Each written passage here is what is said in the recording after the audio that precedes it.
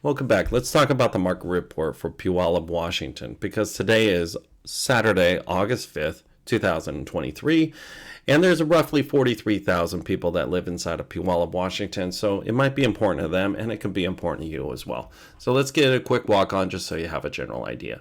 So Puyallup, Washington is located to the southeast of Tacoma, Washington, and Tacoma, Washington is roughly halfway down the Puget Sound area, just so you have a general clue where this is at.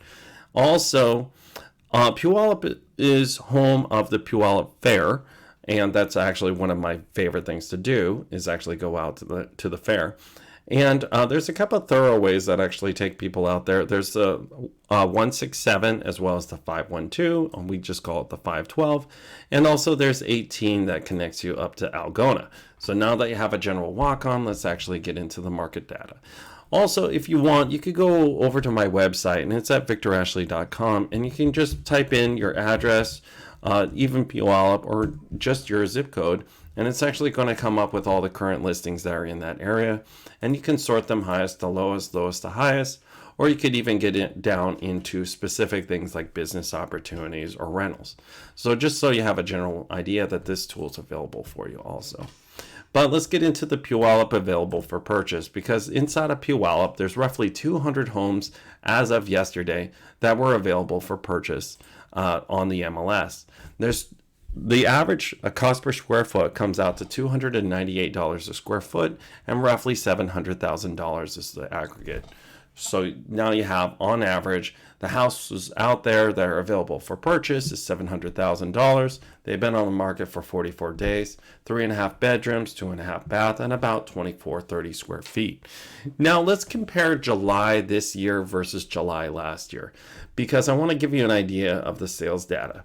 Because in last year, July 2022, there was 214 homes sold.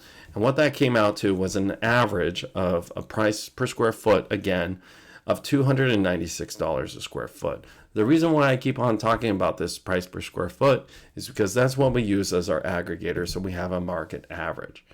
Also, the prices on average that were available and actually completed in purchase last year were $603,000 and roughly 12 days on market.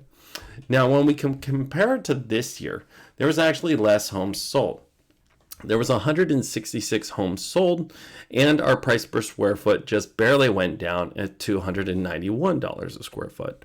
Now, when we actually take the square foot sizes and we compare them against each other, actually we average them together, and then we compare them against this year's cost per square foot versus last year's cost per square foot, there was only $11,000 decrease in equity. But the big thing is we actually had roughly only 3/4 of the homes sold this year that we did last year. So that means that we're missing about 1/4 of our home sales inside the Puyallup area.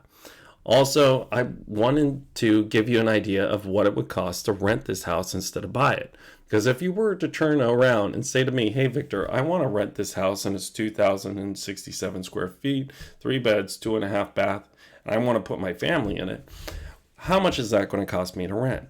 Well, on average, that would cost you about $2,800 a month. Now, the cost to carry a mortgage, though, for that same house would be roughly $4,100 a month, and that's just your principal and your interest only. This does not include any taxes, insurance, special assessments, or even HOAs. So you'd be pushing more than likely $4,400 a month, or even up to $5,000. And that leaves you with 143% more to actually buy it than it is to rent it. So the reason why I do this is I want to give you a general idea what is out there and what might be affordable for you, or how to even find it. Because again, there's 43,000 people that live out there, and the Puyallup market's important to them, and it can also be important to you. So as always, it was a pleasure working with you today, and I hope you have a fantastic day.